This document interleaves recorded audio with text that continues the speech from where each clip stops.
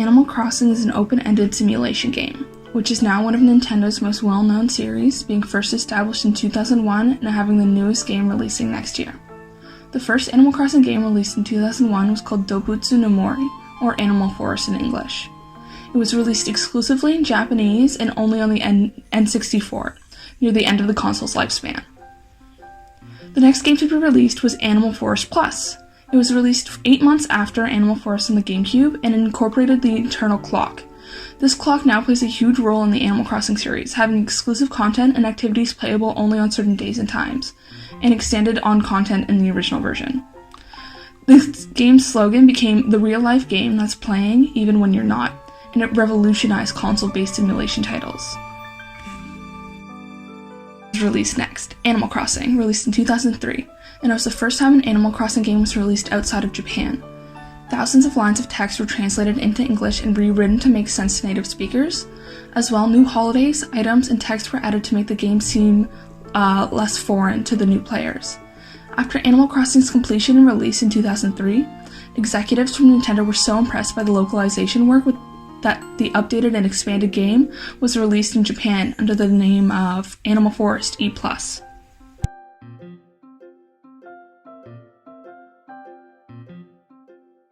Animal Crossing Wild World was next to be released in 2005. It released on the Nintendo DS, the first time an Animal Crossing game was released on a handheld platform. And it was the first game in the series to use the Nintendo Wi-Fi connection. Nintendo excluded some holidays and items in order to make the game non-region specific, so the game would not have to be localized in this version. The next one after this was Animal Crossing City Folk, released in 2008, and it was the only Animal Crossing title released on the Wii console. This game emphasized multiplayer communication elements, and although the gameplay was cited to be very similar to Wild World, it also added chat options. It was the first Wii game to utilize the Wii Speak, an accessory that allowed players to talk to each other during online play. After this game, Animal Crossing New Leaf was released in 2012, and it was a franchise that returned to the handheld. And because of intense localization, the game focused on making the series more exclusive and relatable to different regions, incorporating different customs and traditions into the various releases across the world. New gameplay elements that allowed for more player control over the town, making mayoral decisions that could change the landscape, were added, and connectivity was expanded as well, allowing for Street Pass and Spot Pass connections in addition to Nintendo Wi-Fi support. This game was released on the Nintendo 3DS. And next year, Animal Crossing New Horizons is being planned for release in 2020. It's been announced for Nintendo Switch, and all that we know is that it's set on a deserted island with a bunch of new functions that have been added, such as making your own materials instead of having to buy them at a shop, and it looks to be a major switch to the continued plotline in the previous games. The majority of Animal Crossing games focus on the player arriving to a new town. You first get introduced and asked questions to determine the face and hairstyle you enter the game with. In the first Animal Crossing game, you're unable to change either after you enter the town, and in the games released in 2005 and later, you were able to change your hairstyle at the town's hairdresser, and in New Leaf, released in 2012, you were able to change your face style, eye color, and hairstyle within the game.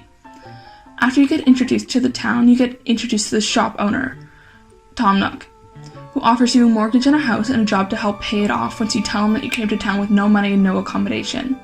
And after a certain amount of tasks are done through the job given, you are free to continue playing freely. This gameplay mostly consists of talking with the other people in the town, gardening, fishing, running errands, and shaking different trees for fruit, the majority of which give you items that you can help sell to pay off the mortgage on your house. And after you pay it off, you're given the option to expand your residence, and then the cycle of paying off the mortgage on the expansion continues. There are other smaller functions you can do in different versions of the game, however this plotline stays consistent for the majority of the game series. In New Leaf, however, it changes slightly.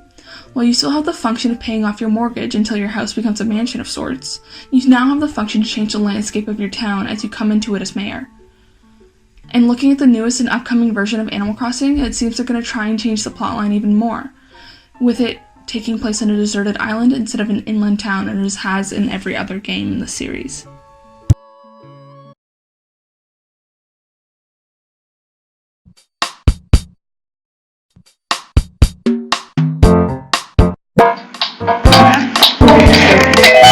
Let's start.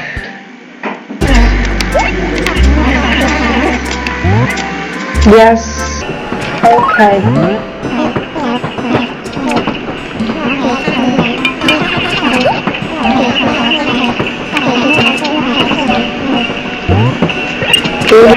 Oh, my character is so cute.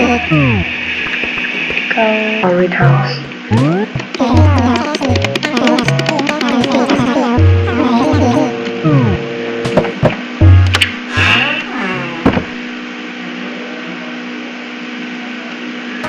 Okay, it's nice.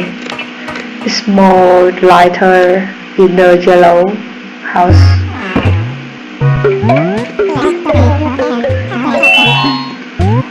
Click here. The I want. Okay. E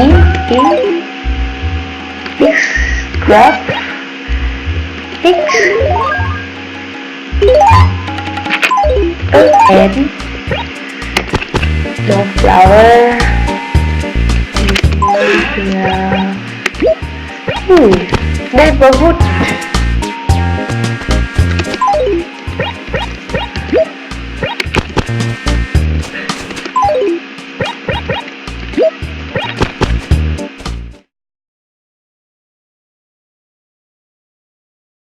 The overall Animal Crossing like a picture book with geometric shape and stylized design elemented instead of real objects, all presented from the classic top-down perspective. But the perspective the Laura text Animal Crossing is actually a very pleasure game to look at. The vibrant color and the cute of often humorous animal design will make the color come to life. The second part is the sound and the music. The music in the Animal Crossing is very catchy. The music is mapped the light-hearted feel of the game well, and transition fits together nicely. At night, it's on just the upbeat and jack mellow. Overall, the game is great sound effect. There is usually quite a bit of activity going on in your vicinity. And anything generate detective and positional shell that mix together to draw you into the environment. The language used in Animal Crossing is English and is very clear and easy to read. However, the animals don't understand what you write, and in conversation, they do most of the talking and leaving you with only 2 or 3 response choices. But each animal have personality and will talk different story. What they actually say is sometimes funny. They will insult another animal and even you. Open world video games are a type of video game where a player can roam freely through the visual world and is given considerable freedom and choose how or when to approach objects. And in Animal Crossing, an everyday life game set in a small forest community by talking with the animal as the only human in the village. You buy a small house and slowly start to figure out what Animal Crossing is all about. It lets you become part of a quiet little community with honest relationship, daily joy, turn of collective, and occasional existence. I find out the 3 mechanics in Animal Crossing. The first is game kill real-time clock. That's parallel the real-world time. The Game Boy Advance for data shedding. The e-card reader scans pencil card that can unlock not only NES game but additional music and cloud button as well.